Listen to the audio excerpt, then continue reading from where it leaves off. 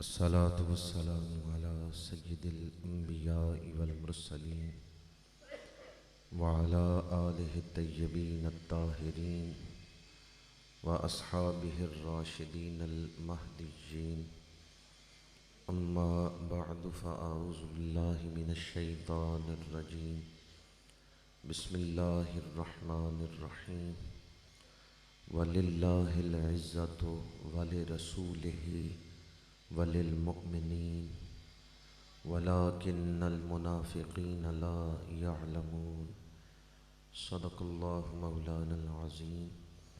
إن الله وملائكته يصلون على النبي يا أيها الذين آمنوا صلوا عليه وسلموا تسليما.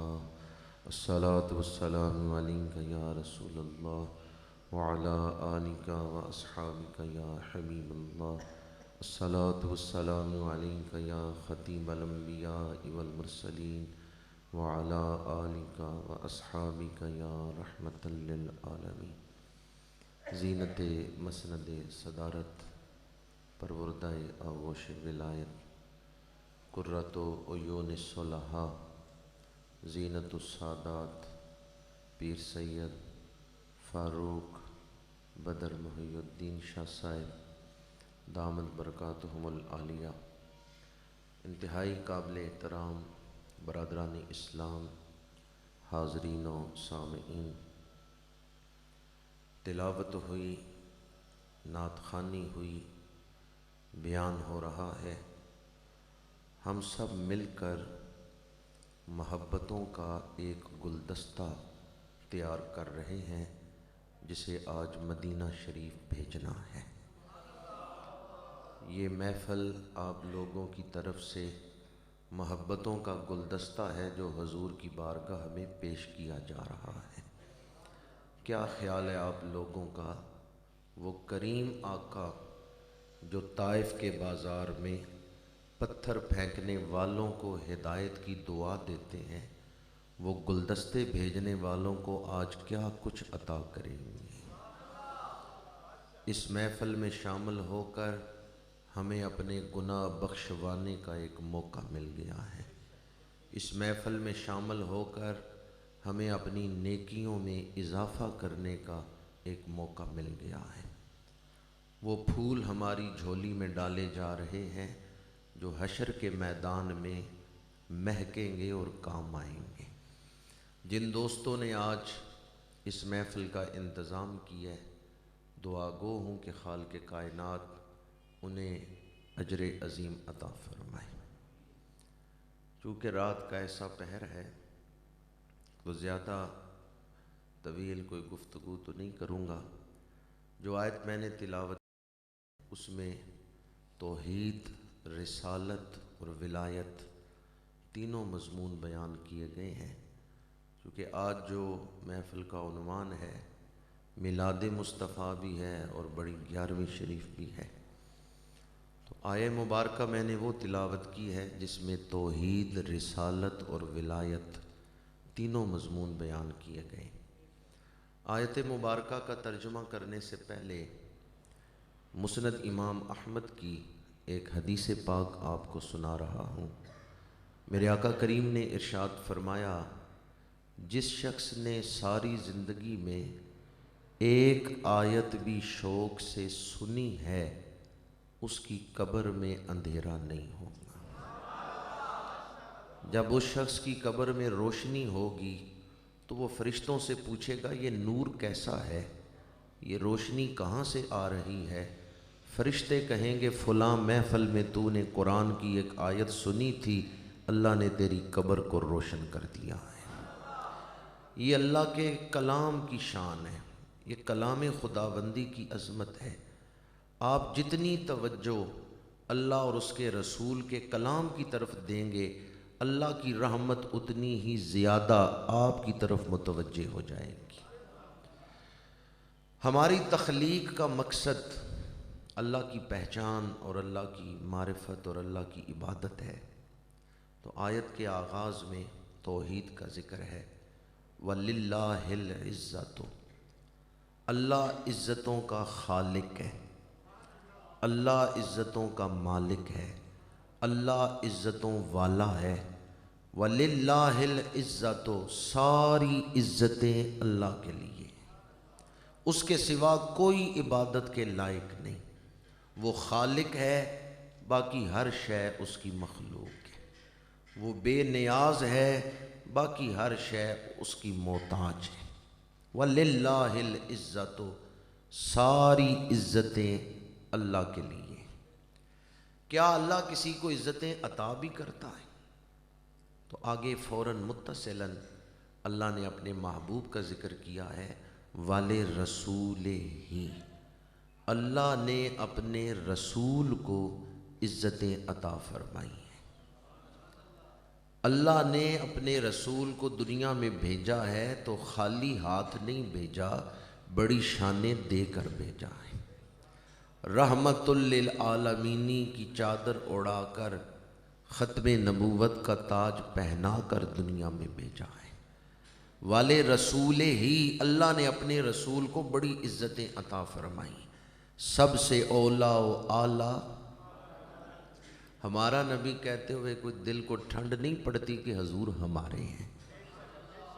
سب سے اولا و اعلیٰ، سب سے بالا و والا، خلق سے اولیاء، اولیاء سے رسول، اور رسولوں سے اعلیٰ۔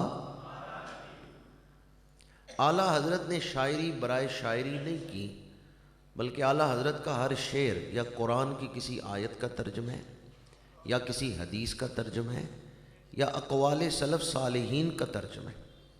یہ جو آپ نے لکھا ہے نا، اور رسولوں سے اعلیٰ ہمارا نبی، یہ تیسرے پارے کی پہلی آیت کا ترجمہ ہے۔ تِلْكَ الرُّسُلُ فَضَّلْنَا بَعْضَهُمْ عَلَىٰ بَعْضٍ مِّنْهُمْ مَنْ كَلَّمَ اللَّهُ وَرَفَعَ بَعْضَهُمْ دَرَجَاتٍ۔ میں ان سماعتوں کو خراج تحسین پیش کرتا ہوں جو حضور کی شانیں سننے کی منتظر ہیں، اور میں ان دلوں کو خراج تحسین پیش کرتا ہوں جو حضور کی شانیں سن کے خوش ہوتے ہیں۔ اس دل پہ یقیناً اللہ کی رحمت برس رہی ہے جو دل اللہ کے محبوب کا ذکر سن کے خوش ہوتا ہے۔ تِلْكَ الرُّسُلُ فَضَّلْنَا بَعْضَهُمْ عَلَىٰ بَعْضٍ، فرمایا یہ جو رسولوں کی جماعت ہے، اس میں ہم نے بعض کو بعض پر فضیلت بخشی ہے۔ مِنْهُمْ مَنْ كَلَّمَ اللَّهُ، کوئی وہ ہے جس سے اللہ نے کلام کی ہے، وَرَفَعَ بَعْضَهُمْ دَرَجَاتٍ، اور ایک وہ ہے جس کے درجوں کو بڑا بلند فرمایا ہے۔ تمام مفسرین نے لکھا ہے رفع بعضهم درجات سے حضور مراد ہے۔ اللہ نے حضور کے درجے رسولوں پر بلند کیے ہیں۔ بعضهم، یہ ہم ضمیر کس کی طرف لوٹ رہی ہے؟ پیچھے جو رسولوں کا ذکر ہے، جو رسول کا لفظ آیا ہے، اللہ نے رسولوں پر حضور کے درجے بلند فرمائے۔ حضور کو کن سے اونچا کیا ہے؟ جی، اب اگر حضور کی شان سمجھنی ہے تو پہلے حضرت موسیٰ کی شان سمجھ لو، پہلے حضرت عیسیٰ کی شان سمجھ لو۔ جب مقتدیوں کی شان سمجھ آ جائے گی تو پھر امام کی شان سمجھ آئے گی۔ میدان جنگ گرم ہے، ایک صحابی حاضر ہوئے، یا رسول اللہ میری تلوار ٹوٹ گئی ہے، میں تھکا نہیں ہوں، لڑ سکتا ہوں، اگر مجھے تلوار مل جائے۔ میرے آقا کریم نے درخت سے شاخ توڑی۔ صحابی کیا مانگنے آئے ہیں؟ میدان جنگ میں لوہے کی تلواریں چل رہی ہیں، صحابی تلوار مانگنے آئے ہیں، حضور نے درخت سے شاخ توڑی ہے۔ صحابی کہتے ہیں درخت سے توڑی ہے تو شاخ ہے، مجھے پکڑائی ہے تو لوہے کی تلوار بن چکی۔ اب بعض دوستوں نے تو خوش ہو کے کہہ دیا سبحان اللہ، باش سوچ میں پڑ گئے یہ جنس کیسے بدل گئی، لکڑی لوہا کیسے بن گئی۔ اس لیے میں نے کہا تھا پہلے حضرت موسیٰ کی شان سمجھو۔ فرعون کے دربار میں کھڑے ہیں، جادوگروں کے مقابلے میں، نبی کے ہاتھ میں لکڑی کا ڈنڈا ہے، نبی کے ہاتھ میں ہے تو لکڑی کا عصا ہے، زمین پہ رکھا ہے تو دوڑتا ہوا سانپ بن گیا ہے۔ لکڑی سانپ بن گئی، جنس نہیں بدل گئی۔ یہ جنس بدلنے کا معجزہ تو اللہ نے مقتدی نبی کو عطا کیا ہے، ہمارے آقا تو امام الانبیاء ہے، سب سے اولا و اعلیٰ اگر حضرت موسیٰ کی شان، حضرت عیسیٰ کی شان، حضرت سلیمان علیہ السلام کی شان، وہ پہلے پیغمبروں کی شانوں کا علم ہوگا تو پھر پتا چلے گا جو ان کے امام بن کے آئے ہیں ان کی عظمت اور شان کیا ہوگی۔ سب سے اولا و اعلیٰ میرے آقا کریم نے فرمایا، بعض لوگ کہتے ہیں نبیوں کی شانیں تو بیان کرو پر ایک دوسرے پر فضیلت نہ بیان کرو کہ فلاں جو ہے فلاں سے اعلیٰ ہے۔ اگر حضور خود بیان کریں تو پھر بیان کیا جا سکتا ہے یا نہیں؟ ترمذی شریف میں حدیث ہے باب مناقب النبی میں، انا اکرم الاولین والآخرین ولا فخرا، حضور نے فرمایا نہ پہلوں میں کوئی میری مثل ہے نہ پچھلوں میں کوئی میری مثل۔ یہ ترمذی شریف میں حدیث، یہ تو امام ترمذی نے جو الجامع الصحیح مرتب کیا اس میں ہے۔ امام ترمذی نے شمائل بھی لکھے ہیں، تو شمائل کے اندر وہ ایک روایت لائے ہیں حضور حیدر کرار سے، یقول نائتہ لم ارى قبلہ ولا بعدہ مثلا، جو بھی حضور کی نعت پڑھے گا اسے یہ کہنا پڑے گا نہ پہلوں میں کوئی حضور کی مثل ہے نہ پچھلوں میں کوئی حضور کی مثل ہے۔ یقول نائتہ لم ارى قبلہ ولا بعدہ مثلا، اور اسی کا ترجمہ کیا ہے گولڑے کے تاجدار نے کوئی مثل نہیں ڈھولن دی، چپ کر مہر علی ایتھے۔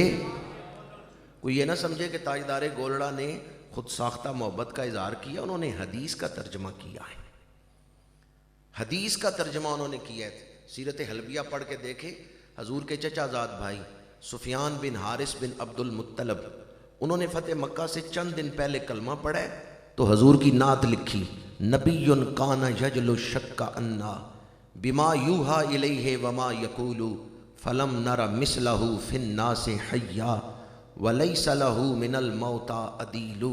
اسی کا ترجمہ گولڑے کے تاجدار نے کیا ہے، کوئی مثل نہیں ڈھولنی، چپ کر مہر علی ایتھے۔ کیا مطلب ہے اس کا؟ ہمارا علم تھوڑا ہے، حضور کی شانیں بلند ہیں۔ اور اگر کوئی کہے نا جی تم حد سے بڑھا دیتے ہو یا مبالغہ کرتے ہو تو آپ اسے کہیں کہ ذرا وما ارسلناک الا رحمتا للعالمین کا ترجمہ تو کر کے بتاؤ۔ اللہ نے فرمایا محبوب ہم نے آپ کو تمام جہانوں کے لیے رحمت بنا کر بھیجا ہے۔ اب آپ بتا سکتے ہیں جہان کتنے ہیں یا کون کون سے جہان ہیں؟ تو جہانوں کے نام نہیں جانتا، حضور ان جہانوں کے لیے رحمت بن کے آئے ہیں۔ چپ کر مہر علی ایتھے، یا تو کوئی بتائے کہ کل جہان ہیں کتنے اور کون کون سے جہان ہیں، اور اگر نہیں بتا سکتے تو پھر مان لو ہمارا علم تھوڑا ہے، مصطفیٰ کریم کی شانیں بلند ہیں، سب سے اولا و اعلیٰ۔ اس پر میں نے 2 آیتیں بھی سنائی ہیں، 2 حدیثیں بھی سنائی ہیں۔ ایک مثال دور حاضر سے دے رہا ہوں۔ آج تو 8 مارچ ہے، نہیں ہم سنگم پہ کھڑے ہیں، 8 سے اب 9 میں داخل ہو رہے ہیں۔ 8 کو آپ آئے تھے، جائیں گے واپس 9 کو ہی، کہ اب 8 سے ہم 9 میں داخل ہو رہے ہیں، 9 مارچ۔ آج سے 1 مہینہ پہلے کی بات ہے، 5 فروری کو پاکستان کی اخبارات میں پہلے صفحے پر یہ خبر آئی ہے کہ ہالینڈ میں جارم وین کلیولر نے اسلام قبول کر لیا۔ جارم وین کلیورن، اس نے 5 فروری پاکستان کی اخبارات میں پہلے صفحے پر یہ خبر آئی ہے، 1 مہینہ پہلے۔ وہ اسلام کے خلاف تقریریں کرتا رہا اسمبلی میں، عورتوں کے پردے کے خلاف اس نے ہالینڈ کی اسمبلی میں تقریر کی تھی، لیکن پھر اس نے اسلام قبول کر لیا اور اس نے کہا اسلام کے خلاف میں تحقیق کر رہا تھا لیکن میں اس نتیجے پہ پہنچا ہوں اسلام سے زیادہ سونا مذہب دنیا میں ہے ہی نہیں۔ اس نے تو ابھی 1 مہینہ پہلے اسلام قبول کیا، لیکن اس سے کچھ عرصہ پہلے 2.5-3 سال پہلے ہالینڈ کی ایک سیاسی جماعت ہے PVV، اس کا سینئر رکن ہے وین ورڈر، اس نے اسلام قبول کیا تھا اور اس نے نام رکھا تھا محمد حمزہ۔ میں ان دنوں ہالینڈ میں تھا، ڈن ہاگ شہر میں وہ محفل میلاد میں آیا اور اس نے حضور کی شان بیان کی۔ چونکہ وہ PVV کا سینئر رکن تھا، وہاں کی سیاسی جماعت کا قائد تھا، تو اس وجہ سے ٹی وی والے آئے اس سے انٹرویو کرنے۔ ایک ٹی وی اینکر نے کہا لگتا ہے مسلمانوں نے تجھے ورغلا لیا ہے اور تو ان کی باتوں میں آ گیا ہے۔ جب سوال کرنے والے نے کہا لگتا ہے مسلمانوں نے تجھے ورغلایا ہے اور تو ان کی باتوں میں آ گیا ہے اور تو نے اسلام قبول کر لیا ہے، تو وین ورڈر نے بڑا پیارا جواب دیا. اس نے کہا I am not that person who follows others' opinions without his research. میں کوئی بچہ نہیں کہ جو چاہے میرا ہاتھ پکڑ کے لے جائے. میں نے خود ریسرچ کی، میں نے فیصلہ کیا تھا میں سچائی تک پہنچوں گا، میں حقیقت تک پہنچوں گا. عالمی عدالت انصاف کا جو معیار ہے ریسرچ کا، تحقیق کا، میں اس معیار پہ تحقیق کروں گا. آج میں اس نتیجے پہ پہنچا ہوں، دنیا میں قرآن جیسی کتاب کوئی نہیں ہے، محمد عربی جیسی ہستی کوئی نہیں. جو بات میں کر رہا ہوں اگر آپ خود پڑھنا چاہیں تو صرف نیٹ پہ اتنا لکھیں فرام وین ورڈر ٹو محمد حمزہ، تو خود پڑھ سکتے ہیں جو بات میں نے ابھی بیان کی. اس نے کہا میری زندگی بھر کی تحقیق کا نتیجہ یہ ہے قرآن جیسی کتاب کوئی نہیں ہے، محمد عربی جیسی دنیا میں ہستی کوئی نہیں. یہ بہت بڑی بات ہے کہ جو پہلے دشمن ہو بعد میں وہ نعت پڑھ رہا، جو زبان پہلے اسلام کے خلاف تقریریں کرتی رہی اب وہ رسول اللہ کی نعتیں پڑھ رہی. الفضل ما شاہدت بہ الاعداء، پھر ہم کیوں نہ کہیں سب سے اولا و اعلیٰ. جرمنی کا شہر ہے نیورن برگ، المدینہ مسجد. ختم نبوت کانفرنس میں وہاں شامل ہوا. میرے میزبان دوستوں نے بتایا یہ مسجد پہلے شراب خانہ تھی، نائٹ کلب تھا، اس کا مالک غیر مسلم تھا. جس دن اس نے کلمہ پڑھا 4 کروڑ روپے کی جگہ اس نے مسجد کو دے دی. دن 11-12 بجے اس نے اسلام قبول کیا ہے. مغرب کے وقت وہ نائٹ کلب گیا ہے، چیزیں ساری باہر نکلوائی ہیں، مغرب کی اذان پڑھوا دی ہے اور وہ جگہ 4 کروڑ روپے کی تھی.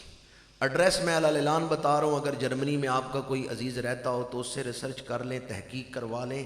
نیورن برگ شہر ہے، المدینہ مسجد ہے. محمد عبد الرحمن اس نو مسلم کا نام ہے. میرے پاس اس کا ٹیلی فون نمبر بھی ہے، اگر کوئی خود اس سے بات کرنا چاہے تو مجھ سے ٹیلی فون نمبر لے کے آپ خود بھی اس سے بات کر سکتے ہیں. میں اس نو مسلم سے ملا ہوں. میں نے اس سے پوچھا تیرے کلمہ پڑھنے کا سبب کیا بنا ہے؟ اس نے ایک طویل واقعہ سنایا، لیکن آخری بات اس نے یہ کی، وہ کہتا ہے مجھے جاگتے ہوئے رسول اللہ کی زیارت نصیب ہوئی ہے. یا اللہ جو اس پہ خوش ہو کے سبحان اللہ کے اسے آج رات ہی حضور کا دیدار عطا فرما. خواجہ غلام فرید کہتے ہیں جے تو مل پویں تا میں لکھ دیاں، جے تو نہ ملیں تا میں ککھ دیاں، پر دل وچ اڈی کا رکھ دیاں، کدی لے نمانی دی سار میں. وہ نو مسلم کہتے ہیں مجھے جاگتے ہوئے حضور کی زیارت ہوئی تو میں نے اسلام قبول کر لی. جب اس نے کہا نا مجھے جاگتے ہوئے رسول اللہ کا دیدار ہوا ہے، میں نے کہا حضور کا حلیہ پاک تو سناؤ کہ حضور کا حلیہ پاک کیسا ہے. یقین جانیے اس نے وہی حلیہ بیان کیا ہے جو حدیث کی کتابوں میں لکھا ہوا ہے. اس نے وہی حلیہ بیان کیا ہے جو سیرت کی کتابوں میں لکھا ہوا ہے. پر ایک جملہ وہ کمال و رفتگی محبت سے کہتا تھا، وہ کہتا ہے حضور صرف سونے نہیں بہت سونے. حضور صرف سونے نہیں بہت سونے. آپ کا کیا عقیدہ ہے؟ صرف سونے؟ حضور صرف سونے نہیں. میرا یہ عقیدہ ہے اللہ نے حضور کے چہرہ پاک سے زیادہ خوبصورت کوئی اور نظارہ بنایا ہی نہیں. یا آپ تو مجھے بتائیں کہ حضور کے چہرہ پاک سے زیادہ خوبصورت نظارہ فلاں نظارہ ہے. کسی نظارے کا ذکر تو کریں کہ اللہ نے حضور کے چہرے سے زیادہ فلاں چیز کو خوبصورت بنایا. کوئی ہے؟ اللہ نے سب سے خوبصورت نظارہ حضور کے چہرہ پاک کو عطا کیا ہے. اور ایک وظیفہ بھی آپ کو بتا رہا ہوں، اگر دعائیں کر کر کے تھک گئے ہو، دعائیں قبول نہ ہو رہی ہوں یا مشکلیں آسان نہ ہو رہی ہوں تو دعا کیا کریں یا اللہ حضور کے چہرے کا واسطہ میری دعا قبول فرما لے. وہ چہرہ انور جو سوئے افلاق اٹھا تو اللہ نے کعبہ بدل دیا تھا، قبلہ بدل دیا تھا. قد نرا تقلب وجہک فی السماء فلنولینک قبلۃ ترضاها. وہ چہرہ جو سوئے افلاق بلند ہوا، اللہ نے فرمایا محبوب جدھر آپ کی مرضی ہے منہ پھیرنا تمہارا کام ہے، قبلہ بنا دینا میرا کام ہے. اس رخ انور کا واسطہ دے کے دعا کیا کریں، یا اللہ حضور کے چہرہ پاک کا واسطہ میری دعا قبول کر لے، اللہ دعا کو قبول فرما لے گا۔ جرمنی وہ نو مسلم زندہ ہے جس کا میں نے ذکر کیا ہے، ہالینڈ میں وہ نو مسلم وین ورڈر زندہ ہے جس کا میں نے ذکر کیا ہے۔ یہ دونوں نو مسلم زندہ ہیں، اسلام کی تبلیغ کر رہے ہیں، اسلام کی اشاعت کر رہے ہیں۔ پرانے زمانے کی بات نہیں، اس دور کی بات سنا رہا ہوں کہ ان دونوں نے اسلام قبول کیا ہے، تو ایک ہی بات ان دونوں کی زبان پر، حالانکہ ملک ان کے مختلف ہیں لیکن بات ایک ہی کر رہے ہیں، کہتے ہیں محمد عربی جیسی ہستی نہیں دنیا میں آئی، سب سے اولا و اعلیٰ، سب سے بالا و والا، وَلِلَّهِ الْعِزَّةُ وَلِرَسُولِهِ، ساری عزتیں اللہ کے لیے اور اللہ کے رسول کے لیے۔ مجھے دنیا میں کوئی ایسی ہستی بتائیں کہ ان کے پیروں میں جو جوتے آئے ہوں، ان جوتوں کی تعریف میں کتابیں لکھی گئی ہوں۔ کوئی امریکہ کا سائنسدان ہو، اسکالر ہو، چائنا کا ہو، برطانیہ کا ہو، دنیا کے کسی علاقے کسی قوم کا رہنما ہو، اتنی شان ہو کہ اس کے پیروں میں جو جوتے آئے ہیں نا، جوتوں کی تعریف میں کتابیں لکھی گئی ہیں۔ پوری دنیا میں کوئی نہیں، پوری تاریخ میں کوئی نہیں، صرف ایک ہستی ہے، میرے اور آپ کے آقا کریم۔ آپ کے قدمین میں جو نالین آئے ہیں، اس وقت دنیا کی لائبریریوں میں 300 کتابیں حضور کے نالین کے موضوع پر موجود ہیں۔ اپنے تو رہ گئے، اپنے غیر مسلموں نے حضور کے نالین کی تعریف لکھی۔ کالکا پرشاد ہندو ہے، پر ہندو ہو کے بھی کہتا ہے گر شمس و قمر کو کوئی ہاتھوں پہ اٹھا لے، کونین کی دولت کو اشاروں سے بلا لے، پھر کالکا پرشاد سے پوچھے کہ تو کیا لے، نالین محمد کو یہ آنکھوں سے لگا لے۔ وہ ہندو ہو کے کہتا ہے میں حضور کے نالین کو چومنا، آنکھوں سے لگانا، یہ ترجیح دوں گا ہر خزانے پر۔ مولوی اشرف علی تھانوی نے کتاب لکھی ہے نیل الشفا، اس کے اندر مولوی اشرف علی تھانوی نے لکھا ہے کہ حضور کے نالین کا نقش سر پہ رکھ کے دعا مانگیں، اللہ دعا قبول فرما لیتا ہے۔ کس کو سر پہ رکھ کے؟ نہیں، نالین نہیں، نقش نالین۔ ایک ہے حضور کے نالین کو سر پہ رکھنا، ایک ہے وہ کاغذ جس پہ نالین کا نقش بنا ہوا ہے۔ نالین کی بات میں نے نہیں کی کہ نالین سر پہ رکھیں، نالین کی تو شان ہی بڑی اعلیٰ ہے، یہ تو نالین کے نقش کی شان مولوی اشرف علی تھانوی نے لکھی ہے کہ جس کاغذ پہ حضور کے نالین کا نقش ہے، وہ نقش والا کاغذ سر پہ رکھو، اللہ دعا کو قبول فرما لیتا ہے۔ مولانا عبد الرحمن جامی سے پوچھیں، جامی کہتے ہیں چسوے من گزر آری من مسکین ز ناداری، فدائے نقش نالینت کنم جہاں یا رسول اللہ۔ حضور آپ مجھ غریب کے گھر تشریف لائیں، جہاں میرے آقا کے نالین کا نقش لگے گا نا، میں وہاں اپنی جان قربان کر دوں گا۔ انہوں نے بھی یہ نہیں لکھا نالین پہ جان قربان کروں گا، نہیں، ان کا نقش نالین پہ، کہ نالین کی تو شان ہی بڑی اعلیٰ ہے۔ ادب سیکھنا ہے تو کسی ادب والے کے پاس بیٹھے۔ اللہ عزت والا ہے، اللہ کا رسول عزت والا ہے۔ جب اللہ اور اس کے رسول عزت والے ہیں تو جو ان کو مان لے اللہ ان کو بھی عزت عطا کر دیتا ہے۔ وَلِلْمُؤْمِنِينَ، اب تیسرا حصہ آیت کا، اللہ نے ایمان والوں کو عزت عطا فرمائی۔ اس حصے میں شان ولایت بیان کی گئی، چونکہ میں نے زیارت کا ذکر کیا تو شان ولایت بھی اسی حوالے سے بیان کر رہا ہوں۔ حضور شہنشاہ بغداد سیدنا غوث اعظم رضی اللہ تعالی عنہ واز فرما رہے ہیں، اور آپ کے سامنے 10,000 کا مجمع بیٹھا ہوا ہے۔ بالکل آپ کے سامنے جو بیٹھے ہیں وہ علی بن حیتی ہیں۔ علی بن حیتی بیان سنتے ہوئے سو گئے، آنکھ لگ گئی، گھٹنوں پہ ہاتھ رکھے، آنکھ لگ گئی۔ حضور شہنشاہ بغداد نے واز چھوڑ دیا، ممبر سے اترے اور سوئے ہوئے آدمی کے پاس ہاتھ باندھ کے کھڑے ہو گئے۔ یہ روایت قلائد الجواہر میں ہے، اور قلائد الجواہر حضور غوث پاک کے حالات کی معتبر کتاب ہے۔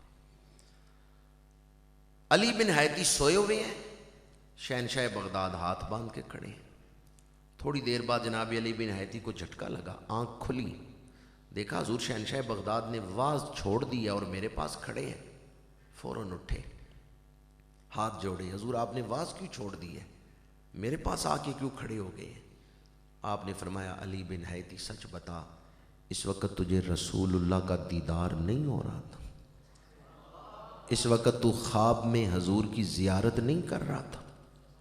جناب علی بن حیتی نے 10,000 کے مجمع کی طرف منہ کر کے کہا، میں اللہ کی قسم اٹھا کے کہتا ہوں جو کچھ میں خواب میں دیکھ رہا تھا غوث اعظم جاگتے ہوئے دیکھ رہے ہیں۔ آپ کے پاس بیٹھا ہوا کوئی آدمی سو جائے، آپ بتا سکتے ہیں یہ کیا خواب دیکھ رہے ہیں؟ کوئی آدمی سویا ہوا ہے، آپ بتا سکتے ہیں یہ سویا ہوا آدمی فلاں خواب دیکھ رہے ہیں؟ حضور شہنشاہ بغداد کو اللہ نے کیسی نظر عطا فرمائی۔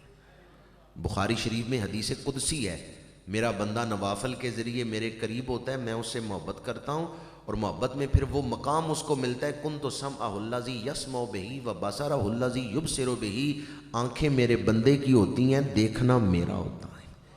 یہ حدیثیں ہی نہیں کتابوں میں، ان حدیثوں کے مصداق بھی امت کے اندر موجود رہے ہیں۔ علی بن حیتی سوئے ہوئے ہیں اور شہنشاہ بغداد فرماتے ہیں اے علی بن حیتی سچ بتا ابھی حضور کا دیدار نہیں ہوا؟ علی بن حیتی کہتے ہیں اللہ کی قسم ہے میں جو کچھ خواب میں دیکھ رہا تھا غوث اعظم جاگتے ہوئے دیکھ رہے تھے۔ پھر جناب علی بن حیتی نے کہا اللہ کے رسول مجھے فرما کے گئے ہیں اے علی جب میرا دیدار کرنا ہو میرے بیٹے عبد القادر کی محفل میں آ جایا کر، یہاں تجھے میرا دیدار نصیب ہو جائے گا۔ حضور شہنشاہ بغداد صرف غوث نہیں، غوث اعظم ہے۔ غوث تو آپ کے دروازے کے گدا ہیں۔ حضرت سلطان الفقراء سلطان باہو رحمۃ اللہ تعالیٰ علیہ فرماتے ہیں شہر بغداد دے ٹکڑے منگساں تے کرساں میراں، جن کے دروازے پہ حضرت سلطان باہو جو ہیں وہ کہیں میں گدا ہوں، تو آپ اندازہ کر سکتے ہیں وہ دروازہ کتنا عالی ہوگا۔ بس ایک ہی بات عرض کر رہا ہوں، تاریخ اٹھا کر دیکھیں، بعض آستانے ایسے ہیں جن پر علماء جا کے بیعت ہوئے ہیں، عوام نہیں جا کے بیعت ہوئے۔ بعض آستانے ایسے ہیں جن پر عوام بڑے گئے ہیں، علماء نہیں گئے، ان کے مریدوں میں کوئی ایک بھی عالم نہیں، سارے ہی عوام ہیں۔ بعض آستانے ایسے ہیں جن پر علماء بہت بیعت ہوئے ہیں، عوام تھوڑے ہی گئے۔ بعض آستانے ایسے ہیں جن پر عوام گئے ہیں لیکن بادشاہ نہیں گئے۔ مختلف طبقے ہیں لوگ معاشرے میں۔ حضور غوث پاک کا آستانہ وہ ہے جہاں بادشاہ بھی آ رہے ہیں، فقیر بھی آ رہے ہیں، علماء بھی آ رہے ہیں، عوام بھی آ رہے ہیں۔ قرآن کے مفسر مرید ہیں غوث اعظم کے، محدث مرید ہیں غوث اعظم کے۔ حضرت شیخ عبدالحق محدث دہلوی بہت بڑے محدث ہیں، پر حضور غوث اعظم کے مریدوں میں ہیں۔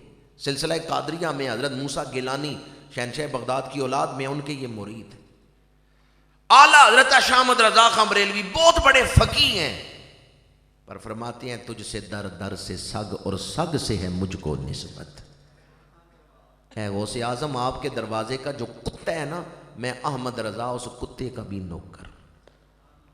حضور شہنشاہ بغداد کا آستانہ وہ ہے جس پر علماء بھی مرید ہیں، فقہا بھی مرید ہیں، غوث کتب ابدال بھی مرید ہیں، جس طرح کہ میں نے ابھی ذکر کیا حضرت سلطان باہو، اور کتنے بڑے بڑے آستانے ہیں جو آپ کے مرید ہیں۔ عوام بھی مرید ہیں، بادشاہ بھی مرید ہیں۔ آپ بادشاہوں کو بھی تربیت دیتے تھے، جلال کے ساتھ جھڑک لیتے تھے، اور بادشاہ بھی آپ کے سامنے سر جھکا کے کھڑے ہوتے تھے۔ وہ مرکز فیض کہ تمام شعبوں کے لوگ جہاں سائل بن کے حاضر ہوئے۔ میں اس آستانے کی کیا شان بیان کر سکتا ہوں کہ حضور غوث پاک اعلان کریں قدمی حاضی علی رکبت کل ولی اللہ، میری گردن، میرا پیر ہر ولی کی گردن پر ہے، تو خواجہ اجمیری اجمیر کے ٹبوں پہ ہیں، وہیں سر چکاتے ہیں، بل علی راسی و عینی، اوروں کی گردن پر ہے، معین الدین کے سر پر ہے اور آنکھوں پر ہے۔ وہ لاکھوں غیر مسلموں کو کلمہ پڑھانے والے خواجہ خواجگاں قبلہ عارفاں خواجہ معین الدین چشتی اجمیری کہتے ہیں اے بغداد کے شہنشاہ آپ کا قدم میری آنکھوں پر ہے۔ کسی نظر والے سے پوچھے غوث اعظم کون ہے۔ اللہ تعالی ہمیں آپ کی محبت نصیب فرمائے۔ آپ کی محبت دنیا میں بھی نفع بخش ہے، قیامت کے دن بھی نفع بخش ہے۔ میں ان الفاظ پر اپنی گفتگو کو سمیٹتا ہوں۔ میں نے اب تک فضائل پر گفتگو کی ہے، حضور کی شانیں، اولیاء کی شانیں، حضور شہنشاہ بغداد کی شانیں، تو گفتگو سمیٹ رہا ہوں ایک اصلاحی پیغام پر۔ حضور غوث اعظم الفتح الربانی میں فرماتے ہیں، تو جس سواری پہ بیٹھا ہے جتنی مرضی ہے لگامیں کھینچ لے، اس سواری کو روک نہیں سکتا، بریک نہیں لگا سکتا۔ وہ کون سی سواری ہے جس پہ ہم بیٹھے بھی ہیں اور روک بھی نہیں سکتے؟ یہ ہے وقت کی سواری۔ کوئی ہے جو وقت کو روک لے؟ من جوان ہے تو ہمیشہ جوان ہی رہے، وقت کے آگے انسان بے بس ہے، وقت پر انسان کا زور نہیں چلتا۔ حضور شہنشاہ بغداد فرماتے ہیں یا تو وقت کو روک لو، اور اگر نہیں روک سکتے تو پھر وقت جہاں لے کے جا رہا ہے وہاں پہنچنے کی تیاری کر لو۔ کہیں ایسا نہ ہو تم دنیا میں مصروف ہو، اچانک عزرائیل آئے اور تمہیں دنیا سے اٹھا کے قبر میں پہنچا دے۔ یہ جو الفتح الربانی میں آپ فرماتے ہیں کہیں ایسا نہ ہو تم دنیا میں مصروف ہو اور اچانک موت آ جائے، یہ لفظ دل کی دنیا بدل دینے والا ہے۔ اچانک موت، آئے روز ہم اخبارات میں پڑھتے ہیں، خبریں سنتے ہیں، ایکسیڈنٹ ہوا اچانک موت، ہارٹ اٹیک ہوا اچانک موت۔ ہم سمجھتے ہیں یہ اچانک موتیں دوسروں کے لیے ہیں، ہمیں بھی اچانک موت آ سکتی ہے یا نہیں آ سکتی؟ اگر دل مان لینا کہ موت اچانک بھی آ سکتی ہے، تیاری نہ ہو اچانک موت آ جائے میرا حال کیا ہوگا، تو پھر آج یہ بڑی 11ویں شریف کی محفل توبہ کی محفل بن جائے۔ نتیجہ میری تقریر سے نہیں نکلے گا، چاہے میں 4 گھنٹے تقریر کرتا رہوں، نتیجہ آپ لوگوں کے غور کرنے سے نکلے گا۔ بندہ ایک بات پہ بھی غور کرے زندگی بدل جاتی ہے، اور بندہ غور نہ کرے لمبی لمبی تقریروں سے بھی کچھ حاصل نہیں ہوتا۔ اللہ نے آپ کو شعور دی ہے، عقل دی ہے، بصیرت عطا کی ہے، تو زندگی کو سمجھیں کہ اس بازار میں ہمیں کیوں بھیجا گیا ہے۔ جب رہنا نہیں تھا لوئے لوئے پر لے کڑیے، جے تد پانڈا پرنا، شام پئی بن شام محمد کر جاندی نے ڈرنا۔ پتھر نہیں اپنے آپ کو بدلتے، انسان اپنے آپ کو بدلتا ہے۔ اللہ تعالی ہمیں فکر آخرت عطا فرمائے۔ جو راستہ بتایا حضور غوث اعظم نے، اللہ اس پر چلنے کی توفیق عطا فرمائے۔ میں اتنا ہی کہوں گا، اس سے زیادہ میں نہیں بیان کر سکتا اس موضوع پر۔ اللہ کے نبی ہوں، صرف نبی نہیں نبیوں کے سردار ہوں، سید المرسلین ہوں، خاتم النبیین، رحمت للعالمین، اور اللہ واحد کے سیغے سے فرمائے نماز ہمیشہ قائم رکھیں، آقم الصلاۃ، امام الانبیاء ہوں اور وصال تک نماز قائم رکھیں۔ تو ہم میں سے ہر ایک کو پھر نماز کا کتنا اہتمام کرنا چاہیے۔ 21ویں پارے کی پہلی آیت پڑھ کے دیکھیں، وہاں جمع کا صیغہ نہیں، اقیم الصلاۃ، واحد کا صیغہ ہے۔ امام الانبیاء کے لیے واحد کا صیغہ اس آیت میں 21ویں پارے کی پہلی آیت میں آیا۔ حضور نے وصال تک نماز قائم فرمائی ہے یا نہیں؟ حالانکہ جو عظمتیں ہیں اللہ کے رسول کی، میری آپ کی حیثیت ہی کیا ہے، وہاں تو بڑے بڑے اولیاء اور صحابہ کی نظر نہیں پہنچ سکتی جو حضور کی عظمت ہے، لیکن نماز اللہ کے نبی وصال تک قائم فرمائے۔